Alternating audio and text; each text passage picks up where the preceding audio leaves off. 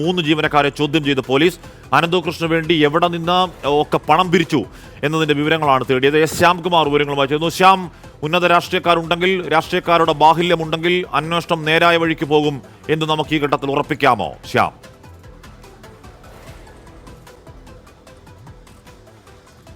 അശ്മി, അങ്ങനെ ഒരു അന്വേഷണം മുന്നോട്ട് പോകുക അസാധ്യമാണ് എന്നുള്ളത് നമുക്കറിയാം. കാരണം പ്രത്യേകിച്ച് ഭരണ പ്രതിപക്ഷ വ്യത്യാസമില്ലാതെ രാഷ്ട്രീയക്കാർ, അതും ജനപ്രതിനിധികളായിരിക്കുന്നവർ, നിയമസഭാംഗങ്ങളായിരിക്കുന്നവർ, മറ്റ് ലോക്സഭാംഗങ്ങളായിരിക്കുന്നവർ, അങ്ങനെയൊക്കെ ഉള്ളവർ ഉള്ളപ്പോൾ ഈ അന്വേഷണം ശരിയായ രീതിയിൽ മുന്നോട്ട് പോയാൽ അവർ ഈ കേസിൽ കൂട്ടുപ്രതികളാകും.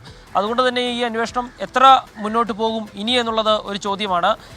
ഏതായാലും നിലവിൽ ഇപ്പോൾ ഈ കേസിലെ അറസ്റ്റിലുള്ള പ്രതി അനന്തകൃഷ്ണൻ്റെ 3 ജീവനക്കാരെയാണ് മൂവാറ്റുപുഴ സ്റ്റേഷനിൽ ചോദ്യം ചെയ്യുന്നത്. അവരിൽ നിന്ന് തേടുന്നത് ഏതൊക്കെ രീതിയിലാണ് അനന്തകൃഷ്ണന് ഫണ്ട് വന്നതെന്നും ഈ പണം എങ്ങനെ കൈകാര്യം ചെയ്തുവെന്നും മറ്റ് ആവശ്യങ്ങൾക്ക്, അതായത് സ്ഥലം വാങ്ങുന്നതിനും മറ്റ് നിക്ഷേപങ്ങൾക്കുമൊക്കെ ഈ പണം കൈമാറിയപ്പോൾ ആ വിവരങ്ങൾ ജീവനക്കാർക്ക് അറിയാമായിരുന്നു എന്നതടക്കമുള്ള വിവരങ്ങളാണ് ഇവരിൽ നിന്ന് തേടുന്നത്. ഇവരെ ഓരോരുത്തരെയായിട്ടാണ് മൂവാറ്റുപുഴ പോലീസ് സ്റ്റേഷനിൽ ചോദ്യം ചെയ്യുന്നത്.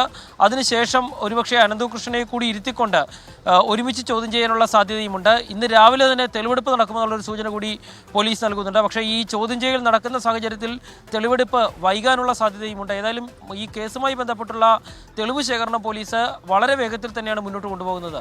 ഹാഷ്മി, ശ്യാംകുമാറാണ് അന്വേഷണം വളരെ വേഗത്തിൽ മുന്നോട്ടേക്ക് പോകുന്നത്. അതിനിടയിലാണ് ഈ പറയുന്ന മണിച്ചന്റെ മാസപ്പടി ഡയറി പോലെ അനന്തകൃഷ്ണന്റെ ഒരു മാസപ്പടി ഐപ്പാടുണ്ട്. മാസപ്പടിയല്ല, ലക്ഷങ്ങൾ കൊടുത്ത, രാഷ്ട്രീയക്കാർക്ക് ലക്ഷങ്ങൾ കൊടുത്ത, ചുമ്മാ കൊടുക്കില്ലല്ലോ, തട്ടിപ്പുകാർ പൈസ കൊടുക്കുമ്പോഴേക്ക് അവർക്ക് കൃത്യമായ ലക്ഷങ്ങൾ അതിന് പിന്നിലുണ്ടാകും. ഇന്ന രാഷ്ട്രീയക്കാരന് ഇത്ര രൂപ കൊടുത്തു എന്ന് കൃത്യമായി രേഖപ്പെടുത്തിയ ഐപ്പാട് അതൊരു അക്ഷയ ഖനി പോലെ ഇരിപ്പുണ്ട് പോലീസിന്റെ പക്കൽ. പുറത്തേക്ക് ആ വിവരങ്ങളെല്ലാം അവിടെ വന്നു കേരളം ഞെട്ടും എന്നൊക്കെയാണ് പറയുന്നത്. പുറത്തു വരുമെന്ന് കാത്തിരുന്ന് കാണാം.